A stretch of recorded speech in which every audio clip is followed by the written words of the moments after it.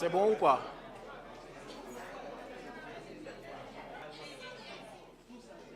Ñu xaar ah d'accord.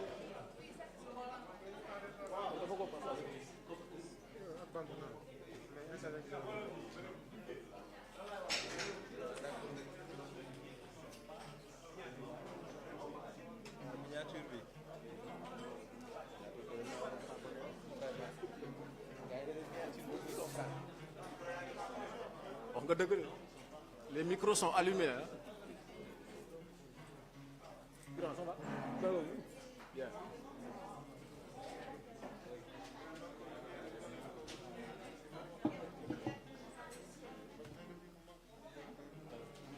Ah, bien.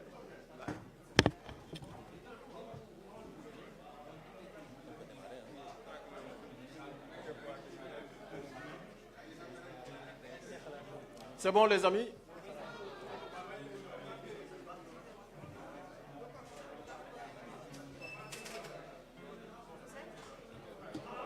Socé Ndiaye, je suis membre de la CAP. On va faire les présentations tout à l'heure, ne vous en faites pas. D'accord.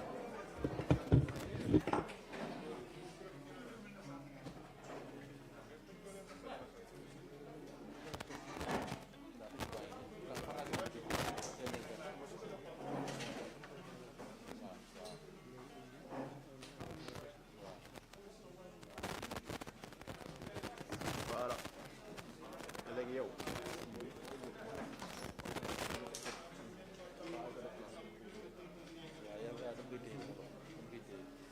C'est bon maintenant?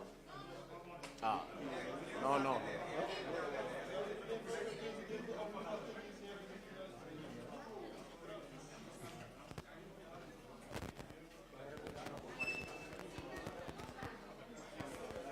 Mais il faut faire vite aussi, hein. On avait dit 11 heures. Il est 11 heures passées.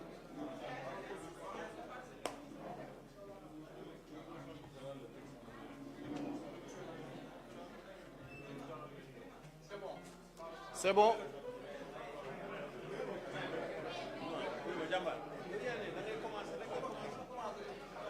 Ok.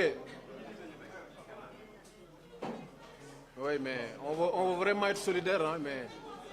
on peut y aller. D'accord. Donc, merci, chers amis. Je pense qu'on va démarrer cette conférence de presse. Donc, avant tout, on s'excuse des 15 ou 16 minutes de retard. Merci d'avoir répondu positivement à l'appel de la coordination des associations de presse, qui a bien voulu convoquer cette conférence de presse. Mais à l'entame de mes propos, permettez-moi de vous présenter d'abord ceux qui sont sur le présidium. Donc, à ma droite, vous avez M. Ibrahim Olissa Faye, qui est le nouveau coordonnateur de la coordination des associations de presse. Nous avons aussi notre doyen Mamadou Ibrakan, à ne pas confondre avec Mahmoudou Ibrakan, le président du CEDEPS, le Conseil des éditeurs de presse du Sénégal. À ma gauche, vous avez le nouveau secrétaire général du SYNPICS, M. Moustapha Sissé, et M. Pape Saloum Diakate Dikaba, c'est le président du collectif des techniciens de la presse audiovisuelle. Donc cette conférence de presse va se dérouler comme suit. Nous allons d'abord donner la parole au coordonnateur de la CAP, qui va vous lire la déclaration de la coordination des associations de presse en français et en wolof. Après, nous passerons la parole aux collègues qui voudront bien compléter. Et à la suite de cet exercice, nous vous donnerons la parole et on va ouvrir une liste pour ceux qui veulent poser des questions. Donc, sans tarder, je vais laisser la place au coordonnateur de la CAP, M. Ibrahim Olissa Faye, pour la lecture de la déclaration de la coordination des associations de presse. Monsieur le coordonnateur, vous pouvez venir prendre la place. Merci.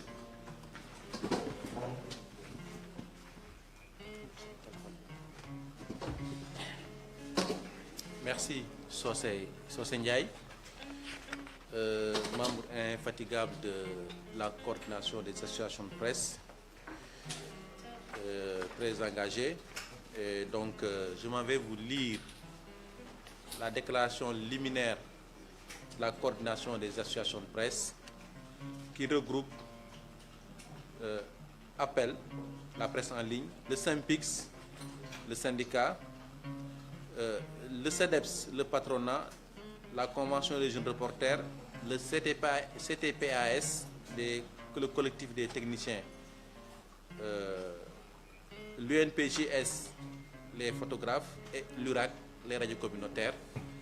Et dans quelques jours, on va intégrer l'Union de la presse francophone ainsi que les femmes, l'association des femmes des médias. Donc, pour ce qui nous réunit aujourd'hui,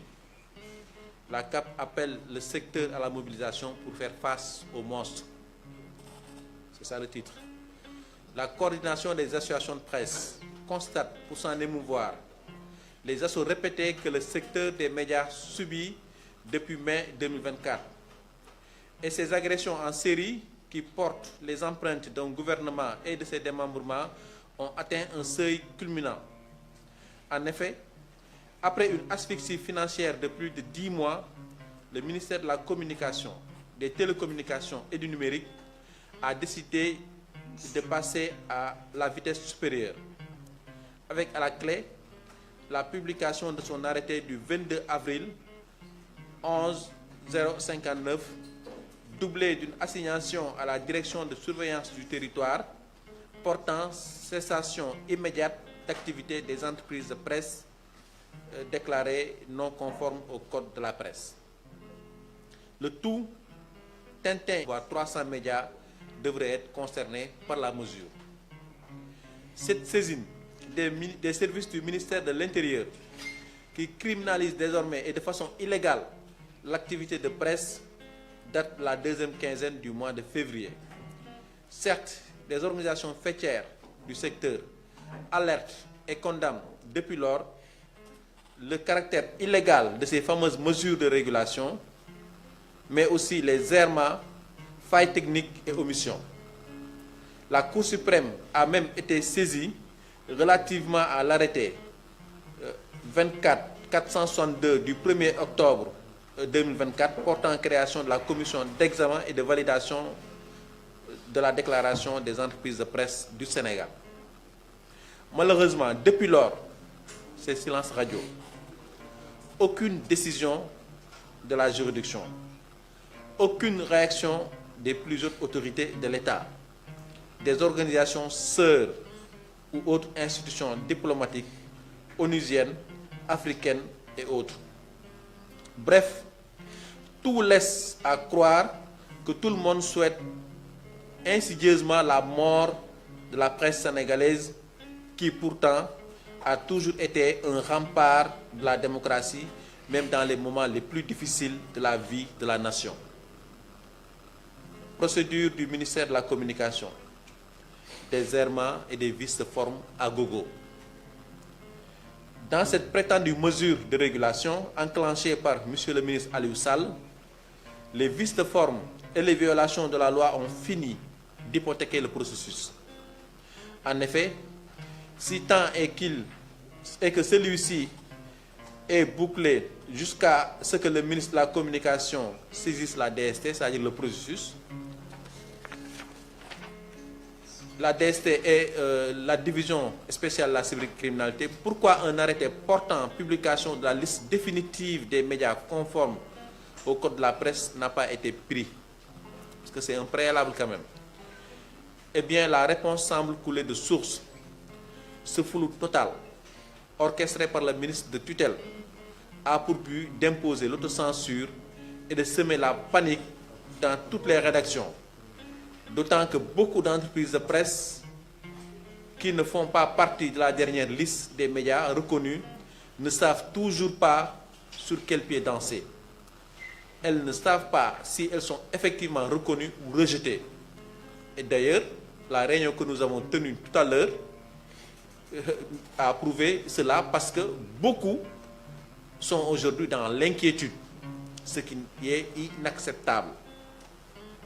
Pire, depuis la publication par le directeur de la communication de la deuxième liste, aucun des médias déclarés non conformes n'a reçu de notification sur les motifs de rejet. Permettez-moi de reprendre cela.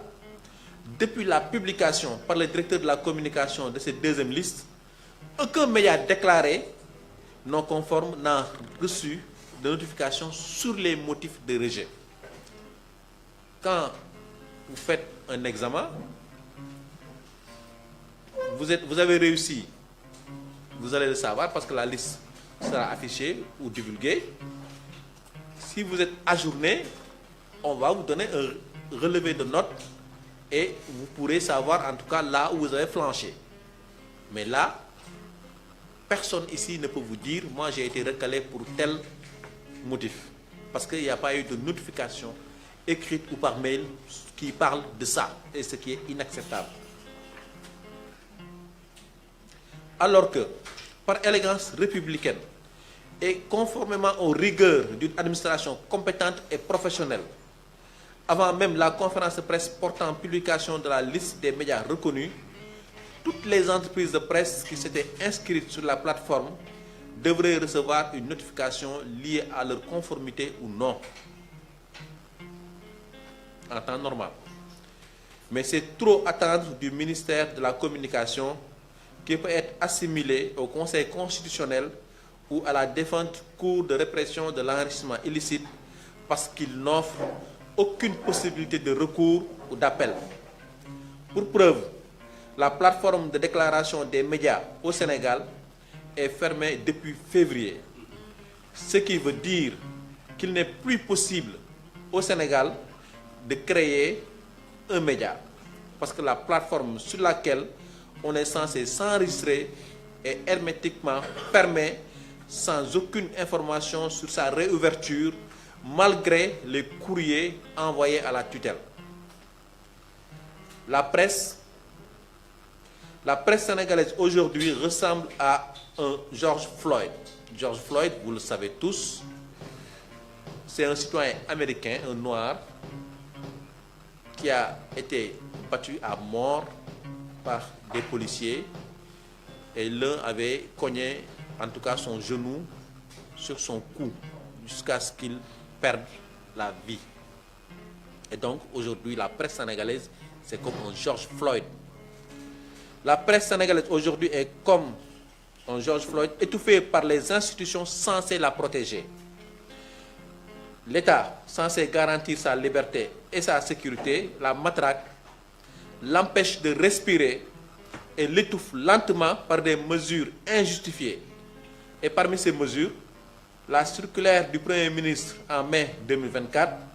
qui a conduit à la rupture unilatérale des contrats avec des entreprises publiques et parapubliques. Et depuis la nomination du ministre de la Communication Alioune Sall, aucune concertation formelle sur les préoccupations ou conclusions des assises nationales des médias, à part évidemment la réunion de prise de contact du samedi 25 mai 2024. Et au lieu de dialoguer de manière constructive avec le patronat et les autres acteurs du secteur, le ministère se livre à des actions qui semblent plus destinées à fragiliser davantage les médias qu'à les soutenir. En effet, le fonds d'appui et de développement de la presse est bloqué depuis l'arrivée au pouvoir du président Bassirou Diomaye Faye. En conséquence, les missions attendues de certains organes de régulation et d'autorégulation comme le CORED et la carte nationale et la commission de la carte nationale de presse sont plombées. Les cartes nationales de presse ne sont plus éditées depuis février 2004. Depuis février 2024. Et entre-temps, beaucoup d'entre nous qui avaient des cartes sont arrivés à expiration. Moi qui vous parle, je ne suis plus journaliste parce que je n'ai plus de carte nationale de presse. Elle est arrivée à expiration. Et comme beaucoup d'autres. Le Conseil national de régulation de l'audiovisuel, le CNRA, est fragilisé par les actions du ministère et de la TDS. Le CNRA ne peut actuellement rien faire à cause de la non-installation de son organe délibérant. Il est même vidé de sa substance par la commission d'examen et de validation des entreprises de presse. Le plan d'action de la CAP. La coordination des associations de presse ne faiblit pas. Faiblit mais ne rompt pas. en estimant que les journalistes, techniciens et acteurs des médias ne peuvent plus rester les bras croisés face à ces nombreux assauts injustifiés du pouvoir, elle appelle tous les membres des différentes organisations à se mobiliser pour faire face à ces multiples forfaitures. Un formulaire est lancé à partir d'aujourd'hui pour répertorier toutes les entreprises de presse déclarées non conformes, les accompagner avec des avocats, et tous les responsables des médias sont appelés à déposer individuellement le même jour un recours devant la chambre administrative de la Cour suprême. La CAP a ainsi décidé, dans le cadre de son plan d'action, d'initier une série de rencontres durant tout le mois de mai, et ce en synergie avec les organisations syndicales, le patronat sénégalais, les organisations de défense des droits de l'homme, les membres de la société civile et d'autres entités remarquables de ce pays. Une série qui sera bouclée par un sit-in devant les locaux du ministère de la Communication. À la faveur des changements intervenus à la tête du CNP,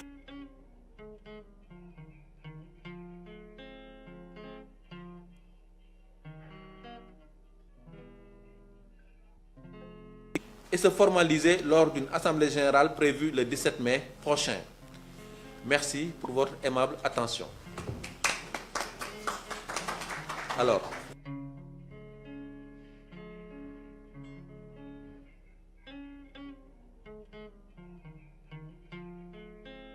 donc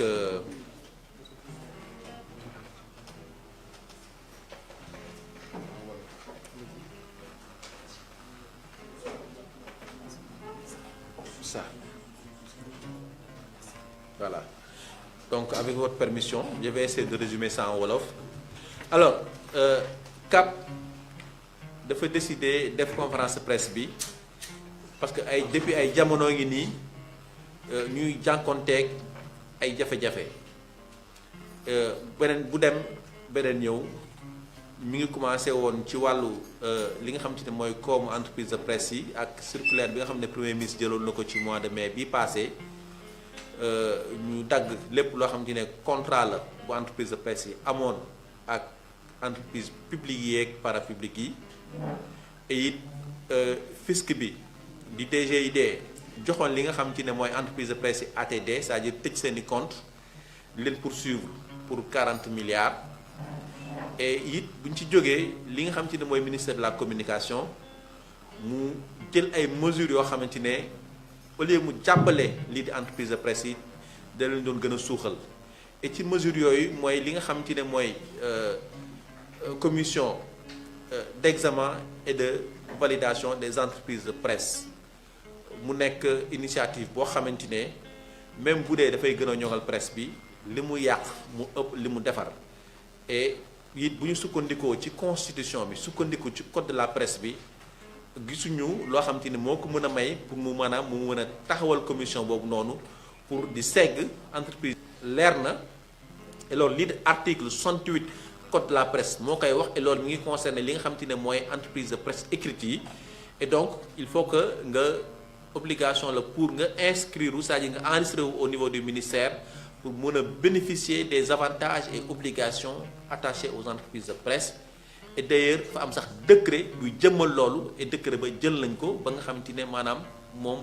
la ministre bi waroon na topp pour mën a def liggéey bi mu war a liggéey bi muy liggéey et ci biir loolu nag ñu gis que ne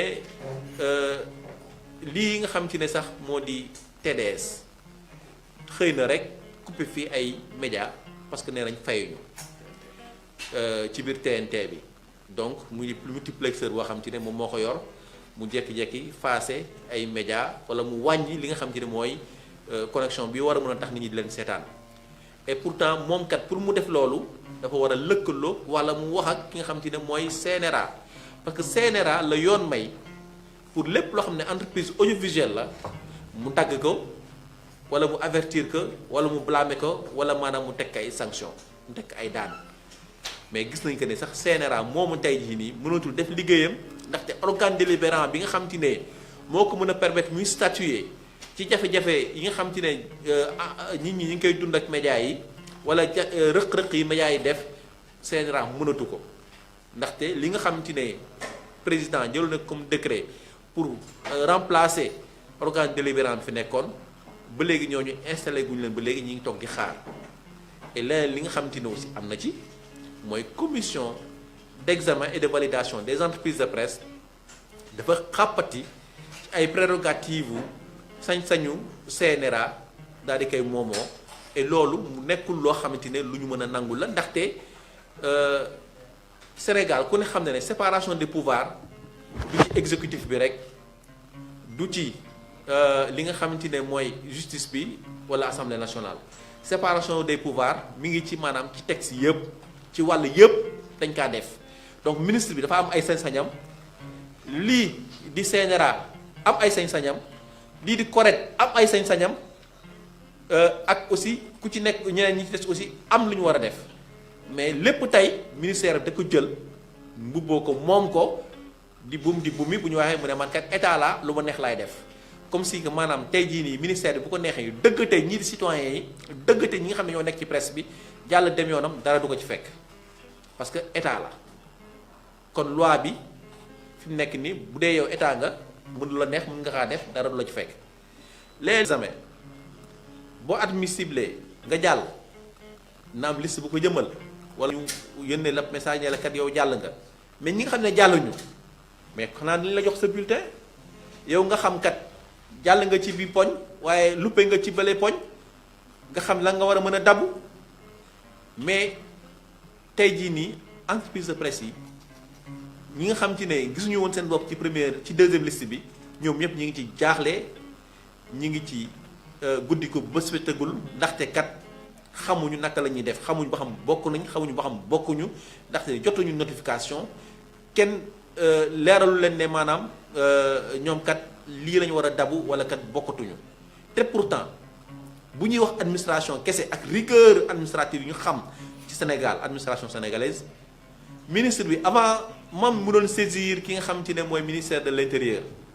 di ko wax que maanaam mu convoqué yenn entreprise de presse pour jox leen assignation ñu arrêté carrément liggéey gi ñuy liggéey mais waroon na génne li nga xam ci ne mooy arrêté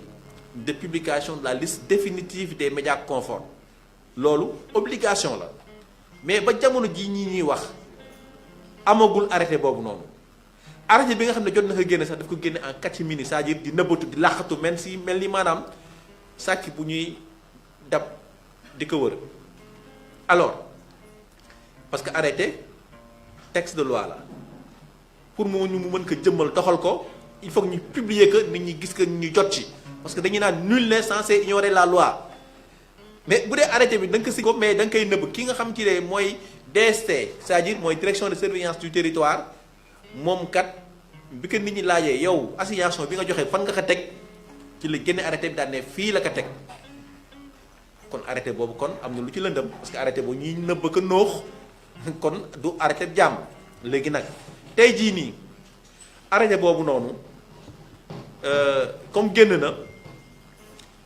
daje nañoo sànq ak médias yi nga xam te ne jotaguñu seen notification ak ñi nga xam ne jot nañ seen notification tey jii nii dañoo dénk CDEPS mi yor patronat wu presse bi pour mu liggéey ak avocats yi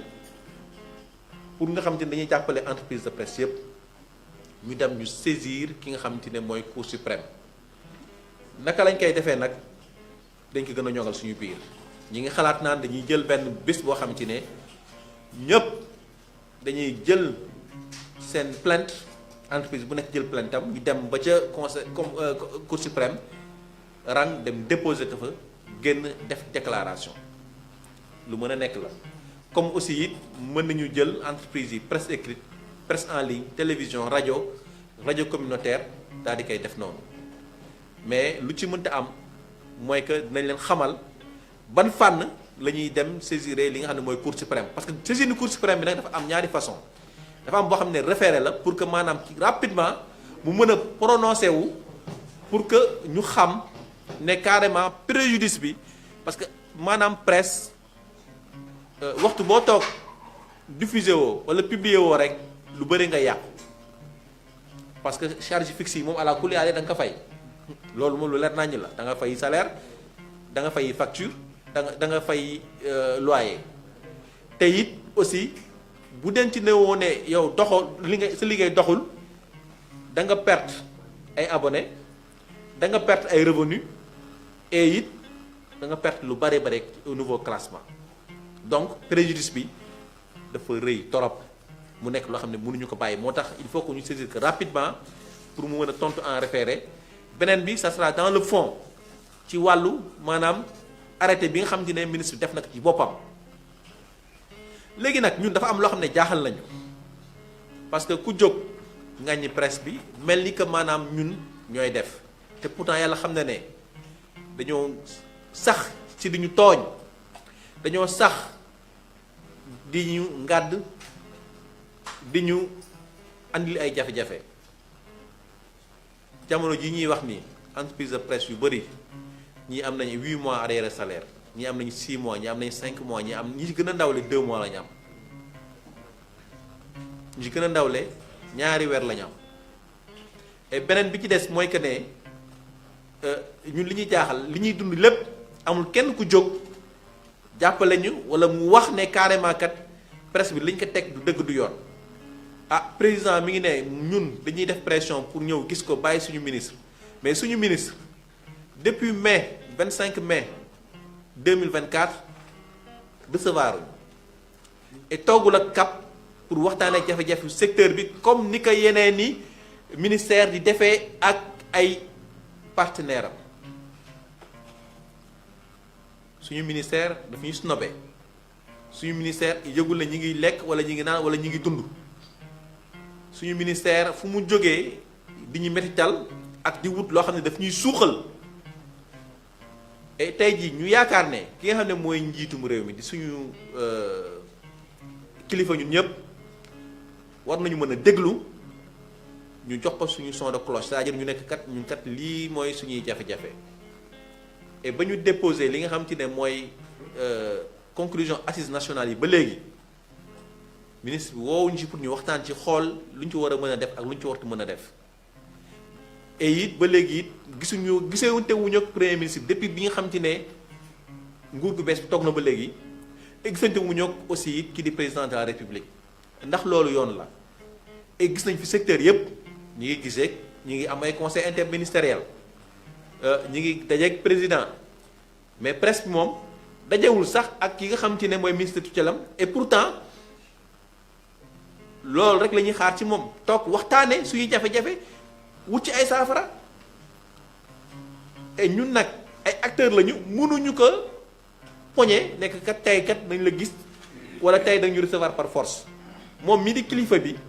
bu ñu woowoon daje ñëpp nañu xam ne woo nañu daje waaye kilifa boo xam te ne da la ne carrément moom du la recevoir boo bindee du la tontu boo ko woowee du la wuyu ah léegi lan lañ bëgg ñu def et dañuy continuer ñun ñoo sikk ñun ñoo yàq dëkk bi ñun daal la ñuy këpp lu bon ci dëkk bi ñu ne nag loolu nag moom il faut mu dàkk ndaxte nag saay su nekk ñu ngàdd la saay su nekk ñu yekk la musiba bu yàggee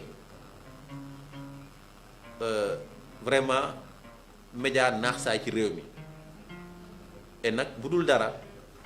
am na lu ñu fiy représenté et bu dul dara entreprise yi am na muy même bu dee as néew la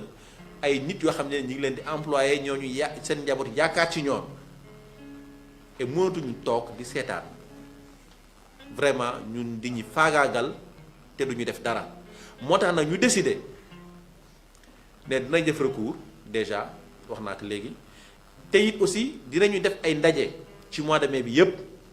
dañu rencontré li nga xam ne ñooy centrale syndicale yi et loolu li nga xam ne mooy SYNPICS ñi toog di Moustapha Cissé ñu fal ko yàggul dara moo yor fànn boobu noonu pour dajale lépp loo xam ne centrale syndicale la CDEPS woo naataangoo patronat bi ñu toog ak ñoom ñu woo aussi ñi nga xam ne ñooy défendre droit de l'homme yi ñu toog ak ñoom woo ñi nga xam ne ñooy société civile bi aussi ñu toog ak ñoom woo képp koo xam ne maanaam yaakaar nañ ne mën na dara ci mbir mi mission diplomatique yeeg ñi nga xam ci ne aussi ñoo nekk ci yeneen institution yu mag yi comme CEDEAO ak yooyu noonu mais pourquoi pas même le président de l'Assemblée nationale en tout cas képp ku ñu xalaat ne war na mën a andi saafara ci mbir bi nañu toog ak moom bu ñu paree jàkkaarloog presse wax lañ fa jëlee ak ñoom léegi nag bu ñu paree rencontre yooyu ñuy def yépp dañuy def benn sit-in bu mag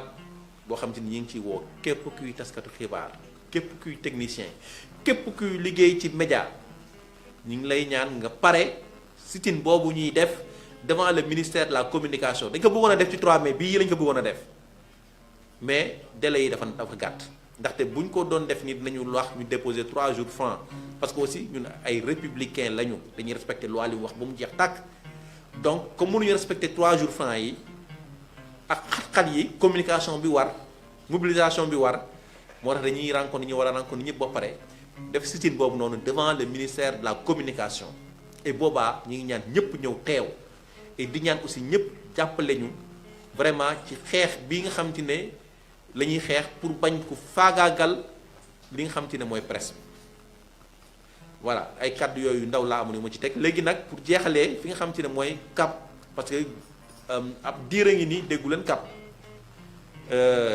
fi mu ay fan yu néew li nga xam ne mooy SYNPICS dañoo am njiit gu bees muy Moustapha Cissé miy toog convention des jeunes reporters aussi am njiit gu bees muy Mamadou Diagne et donc ñu làbbaliwaat fas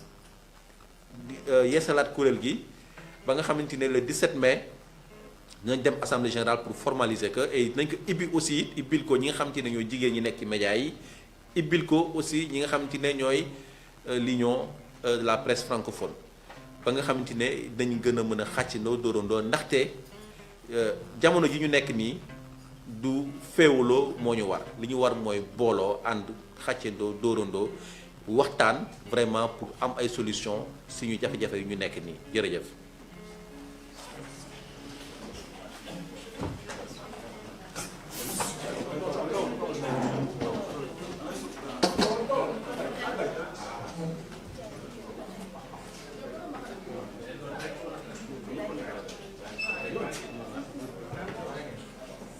C'est bon?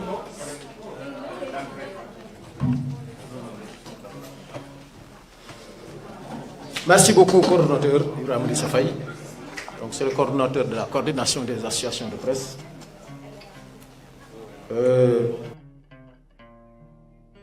ma bëgg a am rek lu ma ci dolli tuuti balaa may jox kàddu gi sama naataango yi ma toogal ci taabal ji lii sa dafa wax lu am solo mooy ñun on a comme lem qualifié d'avoir fermé des médias muy lu catastrophique aussi je pense que war na xool ci yeneen naataangoom yi nga xam ni secteur bi ñu la dénk yaa ngi def sa kéem kàttan pour ñi nga xam ne yaa leen bokk yilif seen bët bu ñu xonqee bu ñu ñëwee ci yow nga mën leen saafaraal seen jafe-jafe mais ñun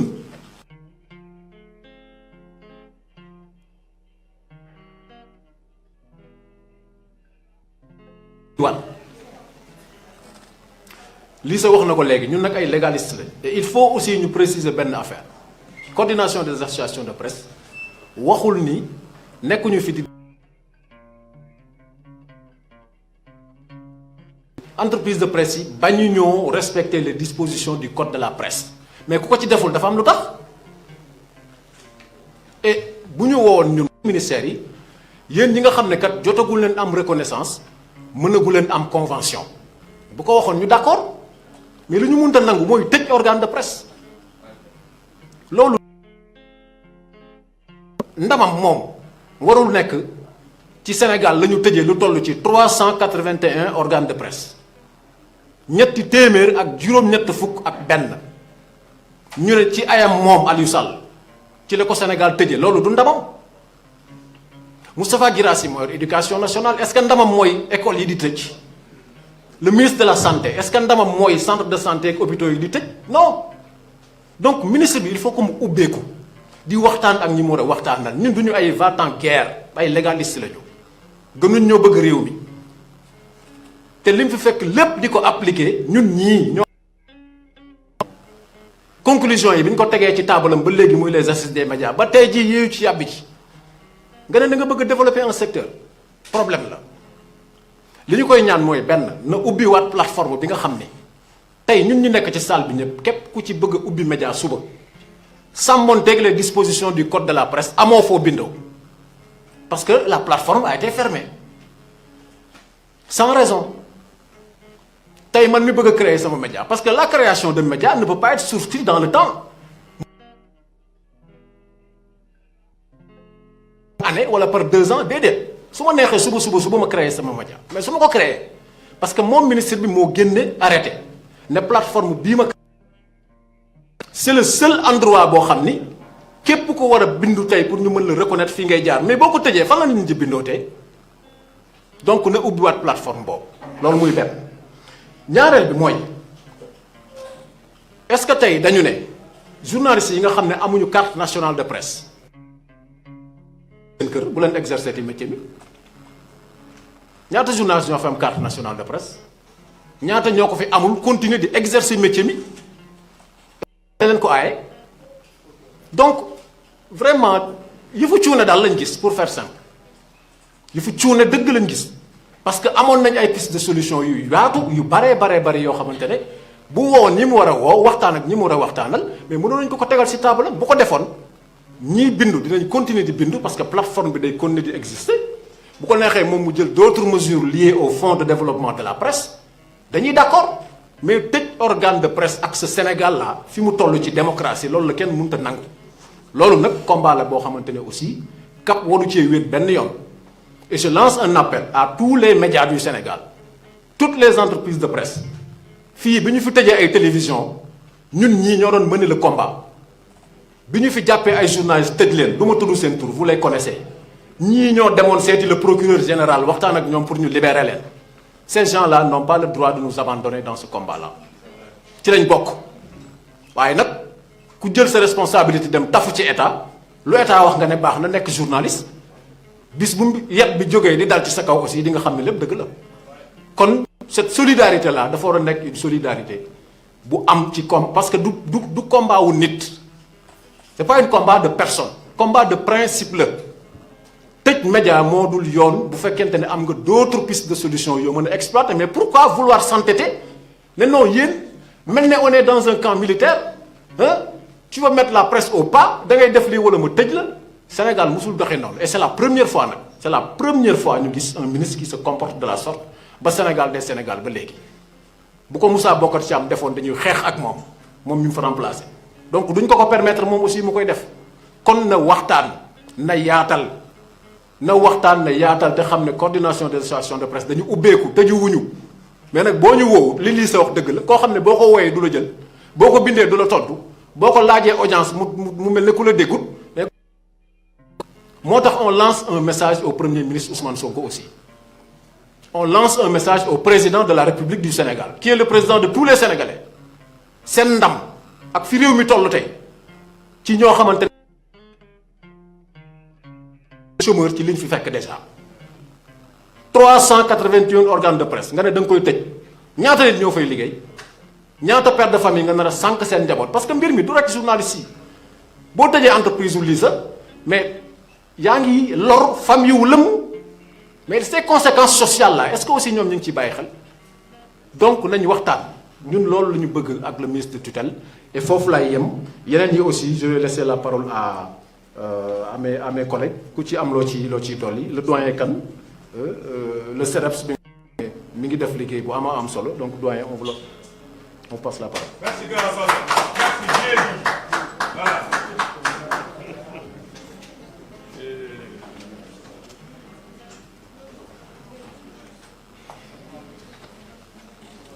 Asalaamaaleykum maa ngi leen di nuyu yéen ñëpp si yoon benn coordonnateur bu ñu tabb bu nga xam ne moom mooy coordonnateur u CAP moom mooy ñuy waxal ñun ñëpp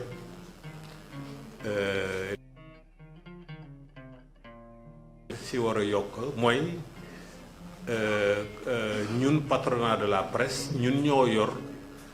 lépp li nga xam ne mooy action yi nar a def au niveau des cours et tribunaux parce que suñu xeex dafa am ay pàcc yu bare conférence de presse bi ñu def nii c'est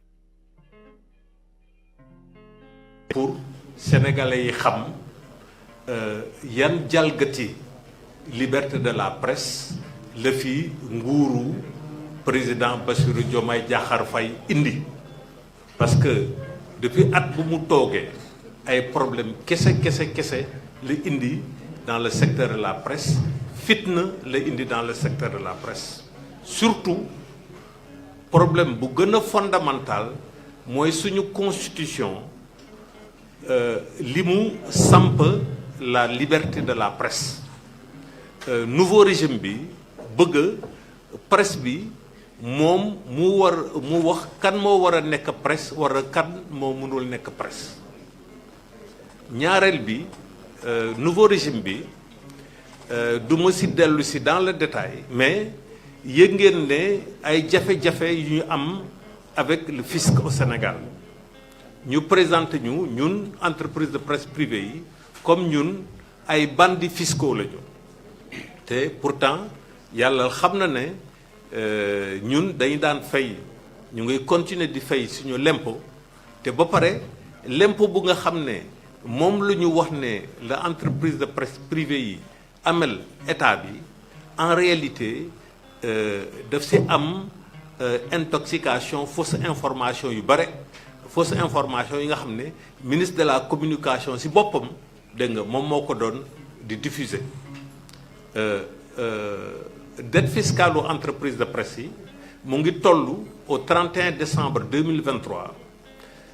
10,5 milliards de francs CFA mais 10,5 milliards de francs CFA ministre bi buy wax mu ngi mel ni presse privée moo amel 10,5 milliards alors que li am ba am mooy 54% de cette dette fiscale là ñi nga xam ne moom la ñuy wooyee entreprise de presse publique ñoom ñoo ko amel état bi boo jëlee ku mel ni RTS boo jëlee ku mel ni Soleil boo jëlee ku mel ni APS boo jëlee ku mel ni